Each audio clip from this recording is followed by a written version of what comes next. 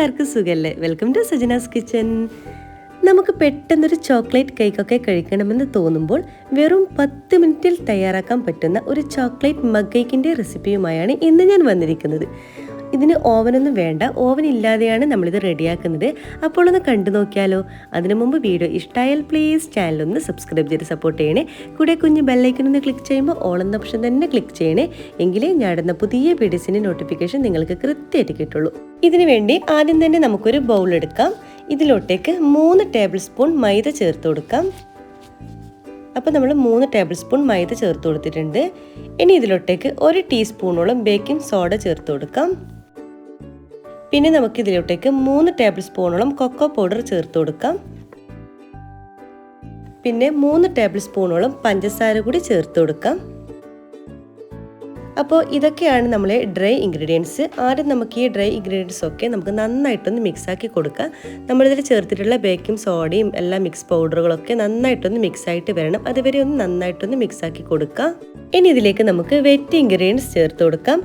ആദ്യം തന്നെ 3 ടേബിൾ സ്പൂണോളം പാല് ചേർത്ത് കൊടുക്കാം.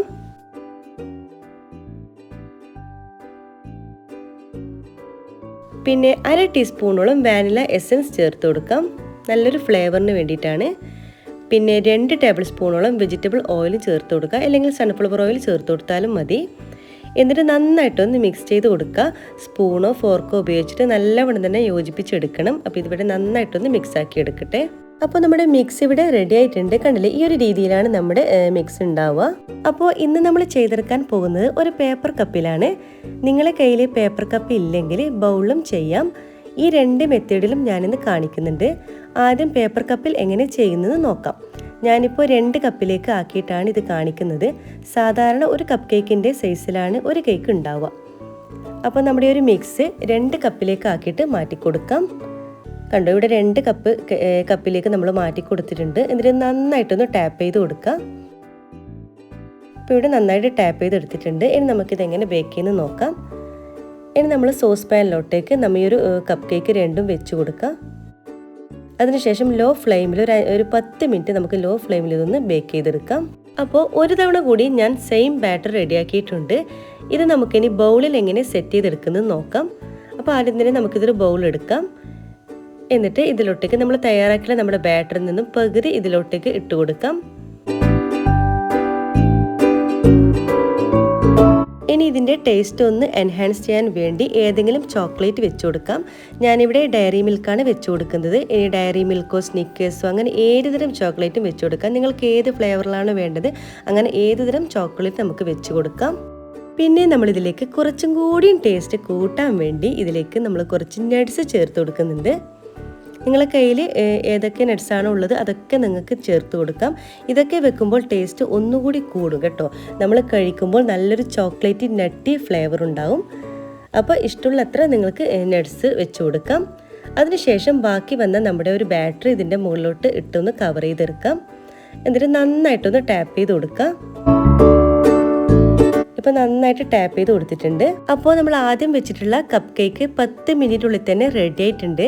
കണ്ടില്ലേ, ഈ കേക്ക് നല്ല മോയിസ്റ്റാണ്, നല്ല ച്യൂയാണ്, സോഫ്റ്റ് ആൻഡ് ഫഡ്ജ് ആയിട്ടുള്ളൊരു കേക്കാണ്. ഇതിന് മാറ്റി വെക്കാം.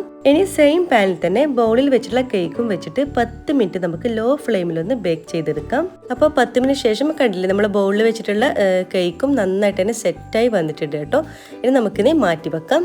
അപ്പോൾ നമ്മൾ കപ്പിലും ബൗളിലും ചെയ്തിട്ടുള്ള കേക്കൊക്കെ ഇവിടെ റെഡി ആയിട്ടുണ്ട്. ഇത് ഇങ്ങനെ തന്നെ കഴിക്കാനും നല്ല ടേസ്റ്റാണ് കേട്ടോ.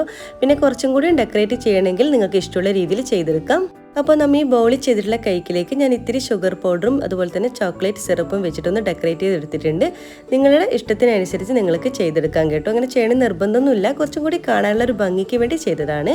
അപ്പോൾ നമ്മുടെ കപ്പ് കേക്ക് വളരെ സോഫ്റ്റ് ആണ് കേട്ടോ. നിങ്ങൾ കാണുമ്പോൾ തന്നെ നിങ്ങൾക്ക് മനസ്സിലാവും, അത്രയും നല്ല സോഫ്റ്റായിട്ട് നല്ല പട്ട് പോലെയാണ് ഇരിക്കുന്നത്. വേണമെങ്കിൽ നിങ്ങൾക്ക് ഇതിന് മുകളിൽ ഐസ്ക്രീമോ അല്ലെങ്കിൽ ചോക്ലേറ്റ് സിറപ്പോ ഇട്ട് കൊടുക്കാൻ കേട്ടോ. നല്ല ടേസ്റ്റിയാണ് കേട്ടോ. നമ്മൾ കുട്ടികൾക്കൊക്കെ വളരെ ഈസി ആയിട്ട് വെറും 10 മിനിറ്റിൽ നമുക്ക് തയ്യാറാക്കി കൊടുക്കാൻ പറ്റും. അപ്പോൾ എല്ലാവരും ഒന്ന് ട്രൈ ചെയ്ത് നോക്കണേ. നല്ല ടേസ്റ്റാണ്, ഈസി ആയിട്ട് റെഡിയാക്കാനും പറ്റും. അപ്പോൾ നമ്മൾ ഈ ബൗളിൽ ചെയ്തിട്ടുള്ള കേക്കിൻ്റെ ടേസ്റ്റ് പറഞ്ഞറിയിക്കാൻ വയ്യ കേട്ടോ. നമ്മൾ കപ്പ് കേക്കിനേക്കാളും ഒരുപടി ടേസ്റ്റ് ടേസ്റ്റ് കൂടുതലാണ്. നമ്മളിതിൽ ചോക്ലേറ്റും നട്ട്സൊക്കെ ചേർത്തതുകൊണ്ട് ഇതിൽ ടേസ്റ്റ് വേറെ ലെവലാണ് കേട്ടോ. അപ്പോൾ തീർച്ചയായും നിങ്ങൾ മസ്റ്റായിട്ടൊന്ന് ട്രൈ ചെയ്ത് നോക്കാം. നിങ്ങൾക്ക് എല്ലാവർക്കും ഇഷ്ടമായെന്ന് കരുതുന്നു. ഇഷ്ടമായ ലൈക്ക് ചെയ്യുക, ഷെയർ ചെയ്യുക, കമൻറ്റ് ചെയ്യുക, സബ്സ്ക്രൈബ് ചെയ്ത് സപ്പോർട്ട് ചെയ്യുക. ഇൻഷാ അല്ലാഹ് ഇതുപോലത്തെ വെറൈറ്റി റെസിപ്പീസുമായിട്ട് വീണ്ടും കാണാം. അതുവരേക്കും എല്ലാവർക്കും ഒരിക്കൽ കൂടി താങ്ക് യു.